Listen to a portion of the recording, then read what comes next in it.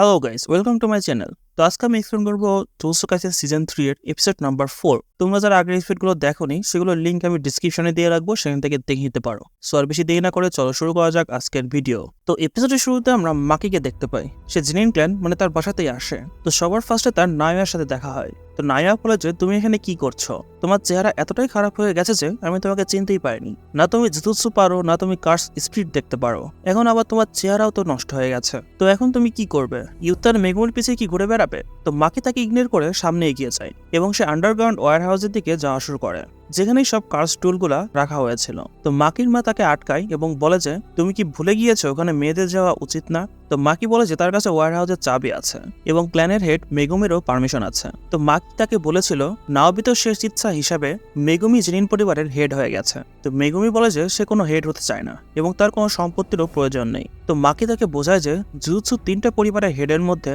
সে যদি জেনিন পরিবারের হেড হয়ে যায় তাহলে তার কাছে ভেতরের সব খবরগুলোই থাকবে। তো মেগুমি বলে যে আমার জায়গায় তুমি হেড হয়ে যাও। মাকি বলে যে আমাকে তারা হেড কখনোই মানবে না, তোমার কাছে ক্ল্যানের টেকনিক আছে এবং তুমি ডোমেনও বানাতে পারো, বাট আমি এগুলোর কিছুই পাই না। তো মাকির মা তাকে এখানে অনেক কথা শোনায়, বাট মাকি তার কোনো কথাই শোয় না। সে ওয়্যার হাউসের দরজা খুলে দেয় এবং ভেতরে সে তার ফাদারকে দেখে সে শক হয়ে যায়। অন্যদিকে জিনসি নাইমার সাথে কথা বলছিল।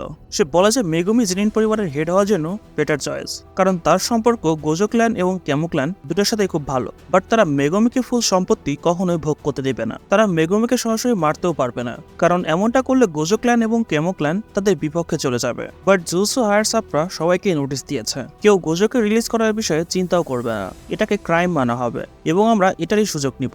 আমরা মেগুমি, মাকি এবং মাইকে মেরে ফেলবো এবং সবাইকে এটাই বলবো যে তারা গোজোকে ফ্রি করতে চাচ্ছিল। তো নায়া বলে যে প্ল্যান তো ভালো, বাট এখানে আঙ্কেল ওজির 2টা মেয়ে মারা যাবে। তো জিনচি তাকে বলে যে এই প্ল্যানটা ওজি বানিয়েছে।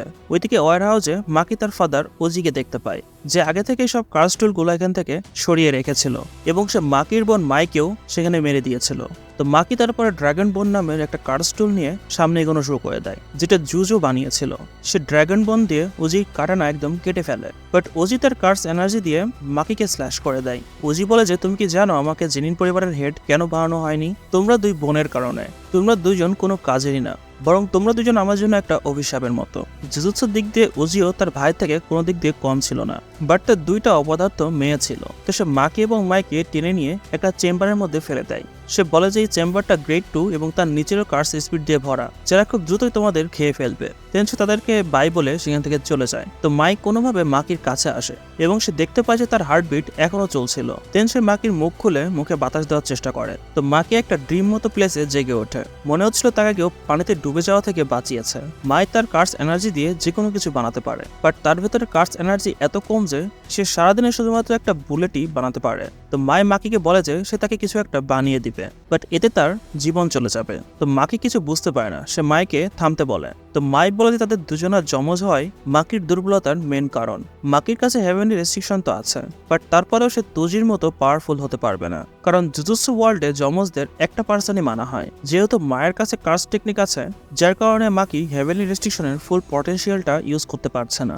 বাট যদি মায় মরে যায় তাহলে সে তার সাথে কার্স টেকনিকও নিয়ে যাবে, যার ফলে মাকি হেভেনলি রেস্ট্রিকশনের ফুল পাওয়ার ইউজ করতে পারবে। তো মায় মাকিকে কিছু দিয়ে বলে যে একটা ওয়াদা করো, সবকিছু শেষ করে দিও। তো মাকি তারপরে আবার হোশে চলে আসে এবং সে দেখতে পায় যে মায় আর বেঁচে নেই এবং মাকির জন্য সে একটা সোল কাটানা রেখে গিয়েছিল, যেটা দিয়ে মাকি সরাসরি কোনো মানুষের সোলে অ্যাটাক করতে পারবে। তো মাকি তার বোনের ডেথে কান্না করা শুরু করে দেয় এবং তাকে কার্স স্পিড একদম চারদিক থেকে ঘিরে ফেলেছিল। ওইদিকে ওজি সেন্স করতে পারে যে কেউ একজন হঠাৎ করে সব কার্স স্পিডগুলোকে শেষ করে দিয়েছে। তো সে তেমনটাই ভয় ফিল করে যেমনটা সে তোজি থেকে পেত। তো সে তার কার্স টেকনিককে অ্যাক্টিভেট করে ফেলে এবং ফাইটের জন্য রেডি হয়ে যায়, বাট মাকি তাকে একদম কারেন্টের গতিতে শেষ করে দেয়, সেই শর্টটা দিয়ে যেটা মায়ে তাকে দিয়ে গিয়েছিল। তো জেটিন ক্ল্যানে ওয়ার্নিং বাজার শুরু হয়ে যায়। রান্তা জিনসি এবং নায়াকে এসে বলে যে মাকি একদম পাগল হয়ে গেছে এবং সে ওজিকেও মেরে দিয়েছে। তো মাকির সাথে ফাইটের জন্য কুকুরি ইউনিটকে পাঠানো হয়, যারা এমন একটা ফোর্স তাদের কাছে কোনো কার্স টেকনিক নেই, বাট তারা মার্শাল আর্টে অনেক এক্সপার্ট। তো তাদের ক্যাপ্টেন মনে করছিল যে মাকি ওজিকে ঘুমের মধ্যে মেরে দিয়েছে। তো তারা সবাই মাকিকে চারদিক থেকে ঘিরে ফেলে এবং মাকির কাছে ড্রাগন বোন এবং সোল কাটানা 2টাই ছিল। তো মাকি ভাবতে থাকে যে সে যদি বাসা ছেড়ে না দিত, সে তার বোনের সাথে যদি এখানেই থেকে যেত তাহলে তার লাইফ হয়তো বা আরো ভালো হতো। সে তার বোনের কাছে ক্ষমা চায় বাট সে তার শেষ ইচ্ছা অবশ্যই পূরণ করবে এবং সবকিছু একদম শেষ করে দেবে। মাকি তারপরে সেই কুকুরো ইউনিটকে সবজি কাটার মতো কেটে দেয়। ঠিক তখন চোজোরো তার কার্স টেকনিক ইউজ করে এবং দুটো বড় পাথরের হাত দিয়ে মাকিকে পিষে ফেলার চেষ্টা করে। বেসিক্যালি সে হেই ইউনিটের মেম্বার, যেখানে জেনিন ক্ল্যানের সব থেকে পাওয়ারফুল সসারাররা থাকে। বাট সেই অ্যাটাকে মাকির কিছুই হয় না। সে ক্যাপ্টেনের গলার ভেতরে হাত ঢুকিয়ে এবং জোজোরোর বুকের ভিতরে কাটানা ঢুকিয়ে তাদের দুজনকে সেখানে মেরে দেয়। দেন রান্তা তার টেকনিক ইউজ করে মাকিকে একটা জায়গাতেই ফ্রিজ করে দেয় এবং জিনচিকে বলে যে যত দ্রুত সম্ভব তাকে শেষ করে ফেলো।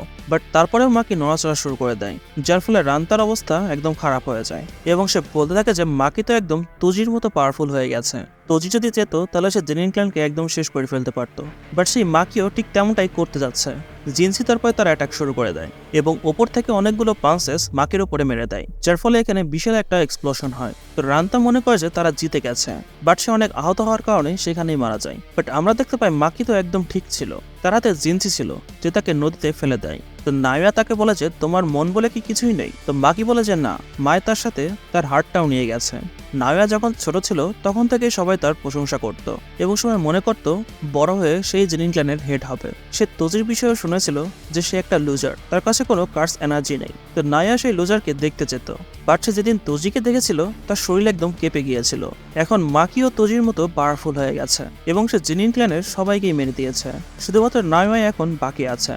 নায়া মাকির উপর সুপার স্পিডে অ্যাটাক করে দেয় এবং মাকি তার মুভমেন্টকে গোনা শুরু করে। তো নায়া বলে যে দুর্বলকে সবসময় পাওয়ারফুলের পাওয়ার বিষয়ে জানা থাকতে হয়। তোজিকে যদি কেউ বুঝতে পারে তাহলে সেটা আমি এবং গোজো, বাট তুমি কখনোই তোজি হতে পারো না। তো সে সুপার স্পিডে মাকিকে মারতেই থাকে এবং সে তার স্পিডকে বাড়িয়ে যাচ্ছিল এবং সে সুপারসনিক স্পিডে মাকিকে মারতে যাচ্ছিল যাতে করে মাকি একবারেই মরে যায়। তো মাকি সেই অ্যাটাককে নিজের উপর নেওয়ার জন্য রেডি হয়ে যায়। এতে তার হাড্ডি ভেঙে যাবে, বাট নায়াকে থামানো যাবে। তো নায়া তার প্ল্যানকে বুঝে যায় এবং তাকে অ্যাটাক করার বদলে তাকে টাচ করে দেয়। নায়া যেই অবজেক্টটাকে টাচ করে তাকে তার তখন সেই 24 রুলকে ফলো করতে হয়। এমনটা না করার ফলে সে 1 সেকেন্ডের জন্য ফ্রিজ হয়ে যায়। তো নায়ার মনে হয় যে মাকি ফ্রিজ হয়ে গেছে এবং সে তাকে শেষ করতেই যাচ্ছিল, বাট মাকি একদম ঘুরে যায়। সে বলে যে সে 24 রুলস ফলো করছে। তার নতুন বডির কারণে সে নায়ার টেকনিককে বুঝে ফেলেছিল। এটাই যে সে একটা সেকেন্ডে 24টা মুভমেন্ট করে। সে ঘুরে তার মুখের উপর একটা জোরে ঘুষি মেরে দেয়, যার ফলে নায়ার মুখের সব হাড্ডিগুলো ভেঙে চুরে শেষ হয়ে যায়। এখন শুধুমাত্র মাকির মাই বেঁচে ছিল। তো সে ঘরের মধ্যে গিয়ে তাকেও খুঁজে বের করে এবং তাকেও একটা স্ল্যাশ মেরে দেয়। তো আমরা দেখতে পাই নায়া কোনোভাবে জীবিত ছিল, বাট পিছে থেকে মাকির মা এসে তাকে চাকু দিয়ে মেরে দেয় এবং তারা দুইজনই সেখানে মারা যায়। এবং লাস্টে তার মা ভাবে যে সে আসলে অনেক ভাগ্যবান, কারণ সে 2টা মেয়েকে জন্ম দিয়েছে। মাকি তারপরে মায়ের বডি নিয়ে সেখান থেকে যাওয়া শুরু করে। তখন মোমো কান্না করতে করতে তার কাছে চলে আসে এবং এসে বলে যে সে অনেক দেরি করে ফেলেছে। তো মাকি মায়ের বডি তার কাছে দিয়ে দেয়। মোমো মাকিকে জিজ্ঞাসা করে যে সে এখন কি করবে, বাট মাকি তাকে কোনো অ্যান্সারই দেয় না। পরে আমরা জানতে পারি যে মাকি জিনিন পরিবারে যারা বেঁচে গিয়েছিল তাদের সবাইকেই মেরে শেষ করে দেয়। সো কেউই জানতে পারে না যে এই কাজটা মাকি করেছে। গোজো ক্ল্যান এবং কেমো ক্ল্যান জিনিন ক্ল্যানকে বিগ 3 থেকে সরিয়ে ফেলার প্রস্তাব রাখে, বাট লাস্টের ডিসিশনটা শুধুমাত্র জুৎসু হেডকোয়ার্টার থেকেই নেবে। তারপরে এপিসোডটা এখানেই শেষ হয়ে যায়। সো গাইস, তোমাদের ভিডিওটি কেমন লেগেছে আমাকে কমেন্টের মাধ্যমে অবশ্যই জানিয়ে দিবা এবং ভিডিও যদি ভালো লাগে থাকে অবশ্যই ভিডিওতে লাইক করে দেবা এবং চ্যানেলকে অবশ্যই সাবস্ক্রাইব করে রাখবা। দেখা হচ্ছে তোমাদের সাথে নেক্সট ভিডিও নিয়ে। Till then, tata, bye by.